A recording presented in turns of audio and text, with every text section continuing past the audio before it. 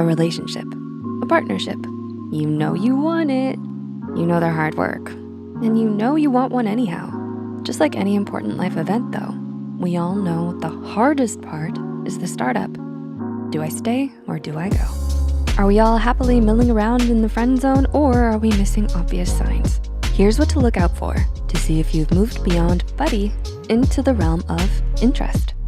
Number 1, they really wanna be around you all the time. Sure, we hang out with our friends. We chat with them, text with them. Some of them you casually touch base daily because smartphones, am I right?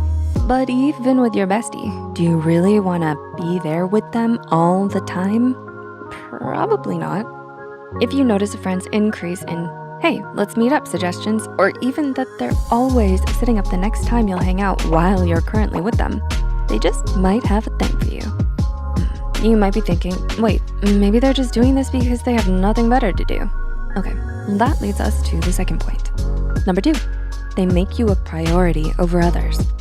It's not that they have no life, it's that they're putting aside other things so that they can focus on what's important. And that means you.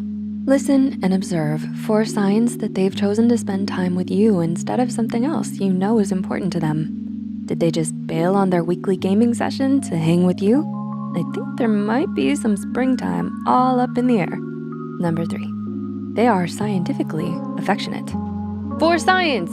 See, science is always with us. Trust the science. There was a study done that revealed 5 indicators that when they were all present together, it meant that the person was scientifically in love. They are empathy, like when they're there at your low point. Wanting to be around them, like in all those frequent hangouts. Sharing their feelings, time, even their fries. Sacrifice. Gaming session? What gaming session? They chose you instead. Joy. This should be obvious, but they're significantly, visibly happy being around you. Wow, so there is a love potion, number 9. It's just not necessarily made in a lab. There's been a huge decline in mental health around the world, which is why we're so committed to creating more content than we ever have. Thanks for being a part of our journey. Number 4, they be touchy-feely. And we don't mean this in a creepy way. Think more of the tropey movie way. We know you're thinking, I don't watch rom-coms, but you've seen this in any movie where there's possible sexual tension. The pool shark offering to teach the person how to hold the cue properly. The golf expert wrapping their arms around the person to make sure their grip on the shaft of the club is correct. And there was so much innuendo there, you can't miss it. Like, come on, we all know they weren't needing that much instruction.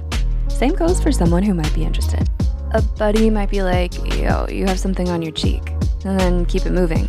The interested one might say the same, then reach over and gently brush your face with their fingertips to wipe the smudge away. Number 5, they ask for your opinion on things. This is a bigger deal than you might realize. Think of it this way.